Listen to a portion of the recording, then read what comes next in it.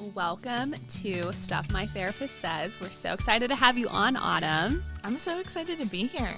Yes, I'm so excited to get to learn from you and talk with you about mental health and families and why it's so important to consider not only your mental health, but also the mental health of the whole family system. So starting out, why is this so important to prioritize? So mental health in families is so important because, one, and I say it all the time, we are raising the next generation. We are raising the generation to follow us to do better and be better. And to do that, we need them to feel better. And so it's so important for the entire dynamic to have really positive mental health and to be on top of their mental health and to be self-aware of what is going on for them. Mental health in families is really important, including the fact that children's mental health is directly connected to the mental health of parents and to caregivers. And when a parent or a caregiver, right, is working with a child and helping them develop their skills, we have seen in research an increase in positive mental health, right, when the mental health of the parent is well taken care of also. Wow, that's amazing. It is. Mental health is just, everything is so directly linked and connected. Yeah. Coping skills are being developed at a young age and social skills are being developed at a young age. And so it is so critical very early on to be able to have a really strong, supportive family dynamic so that those children can, again, we're raising the next generation, grow up to do better, to be better, to feel better. So it's really important for those. Children are sponges. They learn and absorb everything. My daughter is 2, and she watches everything that I do. She hears everything that I say. And so I know how important it is to have a very strong, positive mental health dynamic within my family so that I am raising her in those ways. Yeah, and she can model that behavior. And if she sees that mom uses healthy coping skills, she's going to mimic and model that, whether she realizes it or not. Yeah, absolutely. It's really fun to watch a child grow and to develop in those ways also, and to see them do what you do. And sometimes you recognize that you're doing things that you didn't even realize you were doing until your child starts doing them. Yeah. It's almost like a mirror being put up to you. You're like, oh, I didn't realize that maybe stress eating at 10 o'clock at night might not be the best coping skill, or something else that you potentially didn't realize or notice or weren't mindful of. Yes, absolutely. If your kid's asking for a cookie right before bedtime, it's like, where did this behavior start, right? Like, definitely not me. It was their dad. Just kidding. Yes, absolutely. So yeah, and it's just really important because our mental health is, linked and connected to our physical health. Oh, yeah. And so, anytime that we're talking about being healthy, right, we want to be feeling healthy physically, but also mentally and emotionally too. Yeah, for sure. And I noticed too with many clients, like if their mental health isn't the best, to get them to exercise and to encourage them to exercise is so much more difficult, because it's like getting yourself to be motivated to exercise is really hard, and then you might not end up working out, and then it's this negative cycle and this negative loop that you can get caught in. Absolutely. And just, using even the example of exercising, right? Doing it with the children, right? Doing it as a family. It's not, sending your kids out to do something while you stay inside to do something else. It's, always wanting to do things together and really show them that this is important and I like to do this, so you can like to do this too. Yeah. And whenever you're raised that way, you get used to exercising, or you get used to doing certain things. Like I remember the first time I went to a gym, my mom, I don't know if you remember Bally's. I don't even know if Bally's still exists. I do remember hearing about it, yes. Yeah, but my mom would go to Bally's, and then I would go to the child care center. But I just remember having like the best time and like looking around and like just being so fascinated by everything and just really liking even being in that environment. I think it's just like very interesting because like now, like I still love working out and like going to the gym and doing different things like that. And but if you're not raised like that, or you don't have like that example of a family member or guardian or parent taking care of their mental or their physical well-being, then it can be harder to do so. It can feel very unnatural, even though it's something that's good for you. Absolutely, absolutely. And, you say unnatural, and, another word that gets tossed around often is weird, right? And I Yeah. always challenge, okay, well, is it weird or is it just different Yeah. than what you know, right? Yeah. And most of the time it's like, oh, yeah, it's actually not weird. It's Yeah. just different than what I'm used to. And that's okay, right? Yeah. Things can be different. We like things to be different. Such unique experiences. Yeah, for sure. And that makes me think of change too, and how change, even if it's something positive, can be so uncomfortable and can feel so uncomfortable. But even though it is uncomfortable, it can be really great for you, assuming that you're changing something that's for the betterment of yourself or for your family. Yes, absolutely. Yeah, Yeah, we like change. we do. We're a big fan of growth here. What is a good age to start prioritizing mental health with children? Like, when do you start? Do you start them when they're, I don't know, like an infant and just hanging out in the crib? Or do you wait till they're a little bit older? When do you start? I would say let's start day one. Day one, you Day one. guys, immediately. Yes, immediately. Yes. Absolutely. And even maybe before day one, if we're looking at families and raising children, day one can even start when you find out you're having a baby, and just all of the change. You mentioned change earlier, all of the change that you go through, right? It's so important to have supports and resources and to know that you're not alone in those experiences. So I think that it's very important, before day one, we'll even say. But then when children are in the picture, first of all, it's never too late, right? So if anyone's listening and they don't have a child that just was born yesterday, right, it's still never too late. It's not too late to start a really healthy conversation and family dynamic when it comes to mental health. However, for the young kids, right, ways that you can promote positive mental health in the family dynamic is to vocalize emotions. Whether How your do you do that? yeah, so whether your child's feeling them, whether you're feeling them, right, just vocalizing what is happening. So, for my daughter, when I can tell that she's feeling sad, right? She got told to eating a cookie at 10 o'clock at night, right?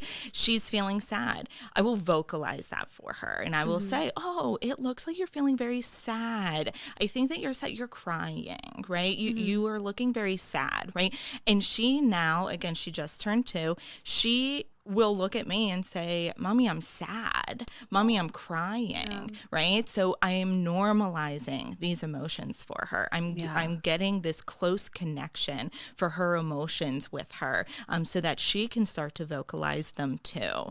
Similarly, when they're mad, because kids get mad, we get mad, everyone gets mad. Yeah, we all get mad. We don't like to get mad, but it's a normal emotion. It's a very valid emotion. Yeah. And so I'll say the same thing to her. You're very mad. You wanted to play outside and I made you come inside. Like, that makes you mad, and that's okay, right? Yeah. We can stomp our feet when we're mad. We can shake our hands when we're mad. And then even, we use terms of gentle hands, right? So if she does go to hit, we say, oh, we like some gentle hands, right? Because it's not the emotion that is bad, right?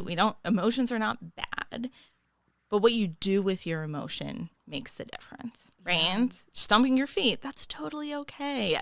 Hitting someone when you're mad, that's not okay, right? No, not good. Yeah. So I think that it's really important to vocalize those. Similarly, as I was saying within the whole family network, apologies. Apologies are so important. And if caregivers and parents are having an argument in front of the child, Well, the child should also see the apology at the end of Yeah, that. like the full cycle. Absolutely. Because often what happens, the argument happens in front of the kids. They Mm-hmm. recognize, oh, my kids are watching this. I don't want them to see this. And then they go to bed, and then the parents or the caregivers come back and talk and they resolve it. They do the apologies. But that child was left with this, my loved ones, my family is fighting, right? Yeah. They're arguing. Something's wrong. They're not feeling good. Yeah. But then they never get to see that apology. So it's really important to make sure that they see that full cycle.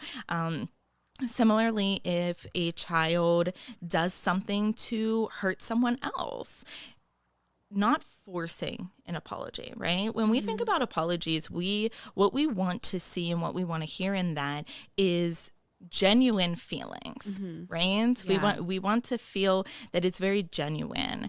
And by saying, "Hey, you hurt them, you have to go apologize. You have to go say sorry." That's not teaching them empathy. Yeah. It's not teaching them what they have done to hurt someone else's feelings. It's just teaching them, if I've done something, then I have to say sorry, but that's right. It's A Yeah. plus B. Yeah. And so showing them and telling them, hey, it looks like this person's very sad, right? Let's say a kid hit someone else. It Mm-hmm. looks like this person is very sad, right? Why do you think that they're sad? They might be crying. Maybe they're holding their arm. Okay, what should we do to make them better, right? What Mm-hmm. can we do to help them feel happy again, right? Yeah. Can we offer them a hug? Can we give them a sticker, right? Yeah. What can we do to make them feel better? And so all of these things are things that you can start to do very, very early on, right? You can start to change the behaviors within your entire family dynamic even before a child is brought into the picture. Practicing being present, Mm-hmm. right? Putting things away, be present, be very aware of your child and of other people in your family, right? If Mm-hmm. your partner is talking to you, be present, listen to what they have to say, right? That is all practicing very positive mental health, and it's prioritizing it within the family. Yeah.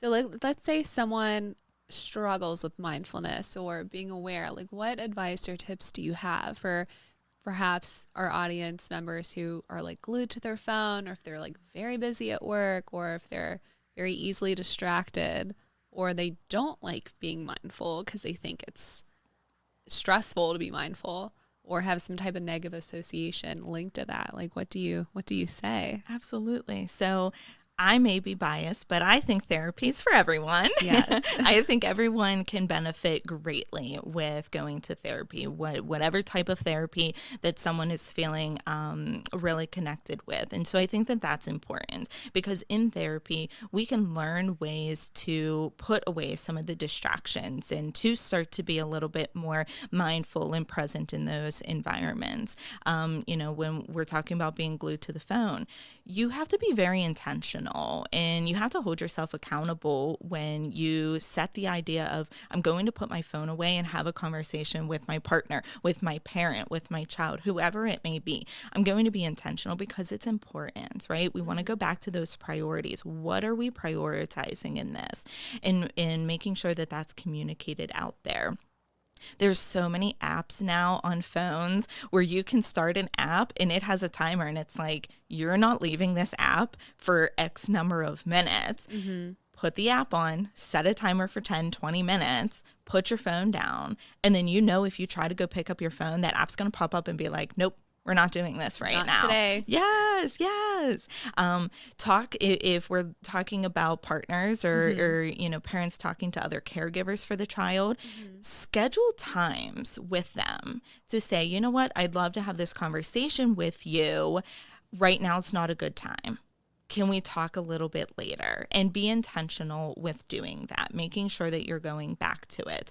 I know for us, my daughter is busy and she Mm-hmm. doesn't sit still for very long. So when I have to have important conversations with my husband, we say, okay, this is what we're going to talk about tonight after bedtime, right? I want to show you these things that I've done today or plans that I have for us for the weekend, in just making sure that that communication is very solid and Mm-hmm. uninterrupted.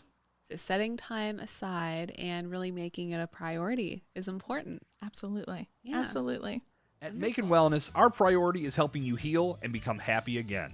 We make it easy for you to connect with our exceptional team of therapists right from the comfort and privacy of your device.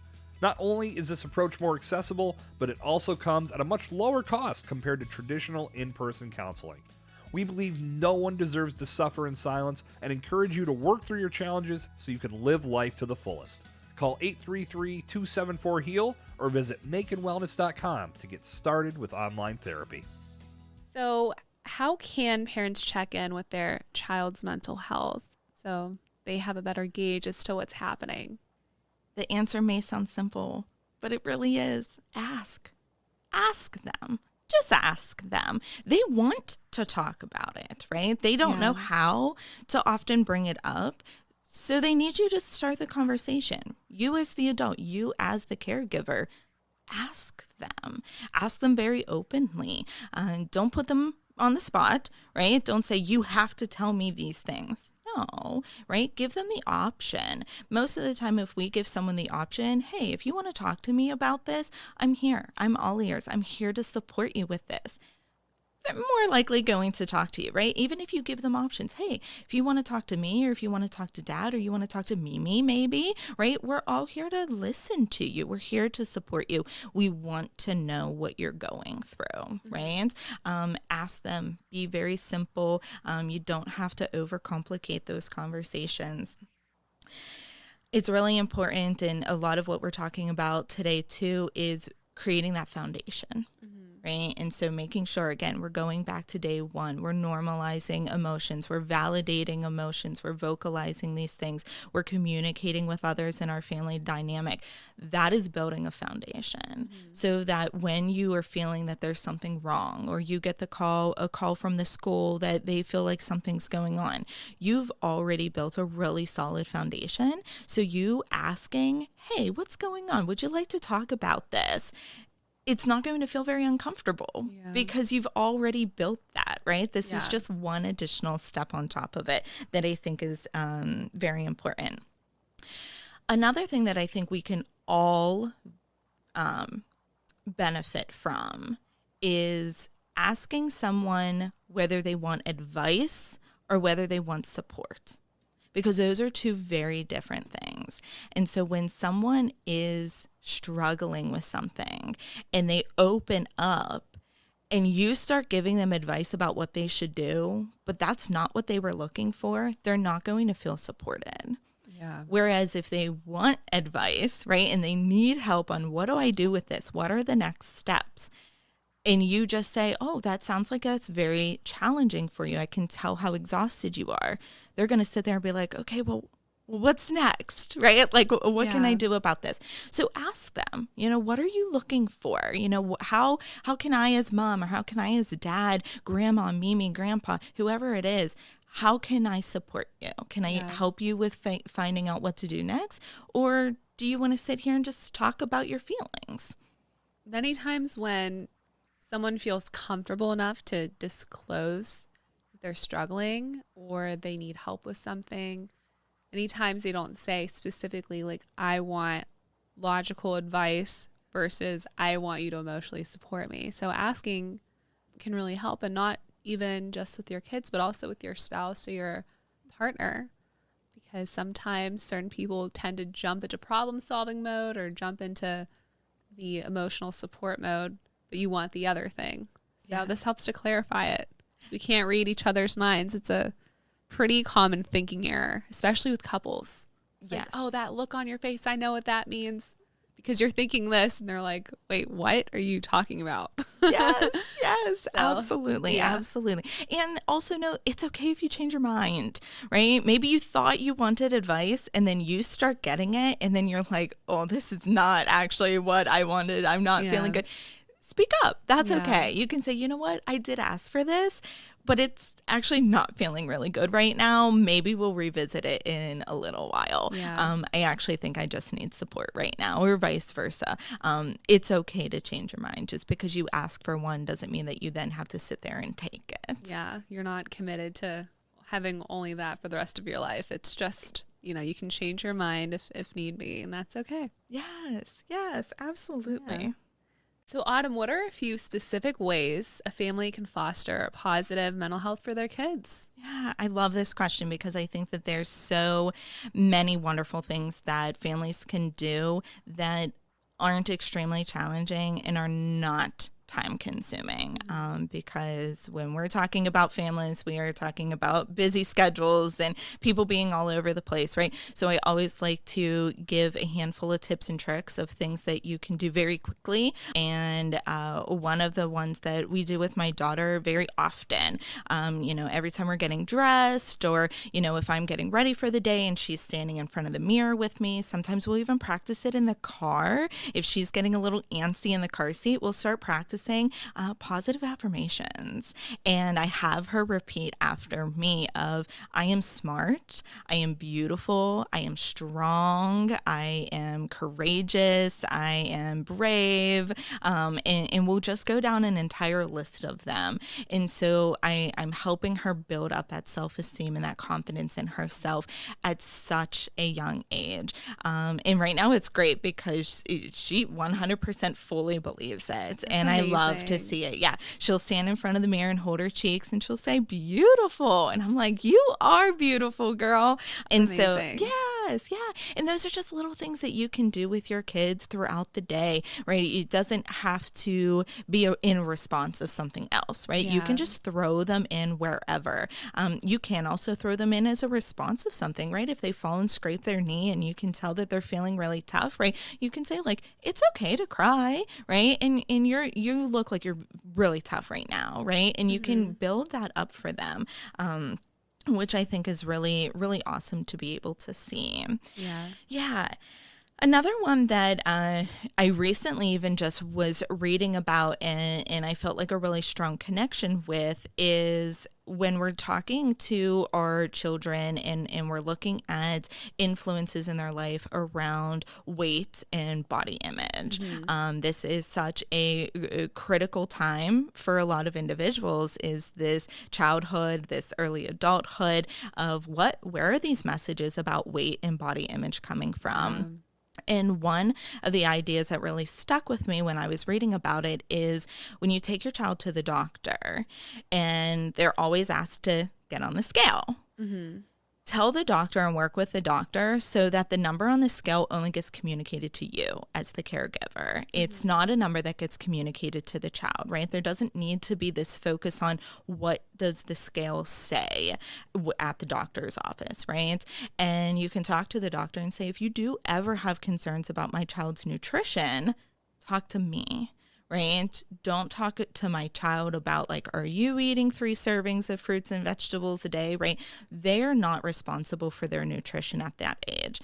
I, as the caregiver, am responsible for their nutrition at that age, right? And if there's a concern, talk to me. Let's develop a plan, right? Teach me what I can do for my child's nutrition to make sure that they have a healthy relationship with healthy foods. Yeah. That's amazing. Yes. I really thought that concept can be very beneficial. Yeah. For a lot of children. And again, it's a simple change, right? You just talk to the doctor, you have it get written on your child's medical records and on their file that do not discuss this in front of the child. And that's perfectly fine, because then when the caregiver, because the parent knows all, when the caregiver decides that the child is at a developmental age to be able to have those conversations about weight and nutrition and kind of taking charge of that, then the parent can decide those things. Yeah. Is there like an average kind of age or developmental stage that you think is typically best? Does it really depend on the child? I would really say it's going to depend on the child, and it's also going to depend on the family dynamic, right? As you were talking earlier about, is it a family that prioritizes exercise and physical health, right? They may be at a younger age because they've been raised around this focus on physical health and exercise and nutrition, whereas other families that may not have the resources to have a a much more physical, active lifestyle or a nutritious diet, they may be at a different age when you are able to have those conversations. So it really does depend. And you can always talk to your doctor's pediatrician about, when should I have these conversations with them? You're getting to know them. When should I have these conversations with them? Yeah, that makes sense. Another really important idea and concept that I've heard recently of promoting and prioritizing mental health within families is this idea of independence versus interdependence, right? And we hear all the time, independence. I'm raising independent children. I want my children to be independent, right? Yes and no, right? Independence sends the message that they can do whatever they want to do and they have the skills to do it, right? Sounds great. On paper. On paper. What that child is also learning is, anything that I want to do, I have to do by myself. And that's not good. That's not healthy, right? We are actually wanting to raise interdependent children. An interdependent child has this level of competency and understands what they can do, and they feel very empowered to do what they can do. Whereas when they do come across a challenge, they are very quick to reach out to resources. They're very quick to ask for help. They know that they can't do things by themselves, right? Mm-hmm. Because when we have children that grow even into adults, right, that think that they have to do everything by themselves, that's not promoting positive mental health. Definitely not. They're going to burn out. Yes. A lot. Very much so. Very much so, right? And we see it often, right? Yeah. We probably are listening to this and thinking, we know a couple of people that may do this, or maybe it's us that do things like that, right? But it's so important to ask for help. This world is filled with so many amazing, helpful people. Yeah. Let's utilize them, right? Let's figure out those strengths. Let's ask them for help. And again, it's a concept that goes way back into early childhood. Yeah, that's amazing stuff. So do you have any words of wisdom for our audience as we start to wrap up the episode? I think that it's really important to also recognize the relationship that you have with your children and the love that you have with your children is potentially the only opportunity you have to feel unconditional love. That no matter what that child is going to do or become, you can love them and you will love them.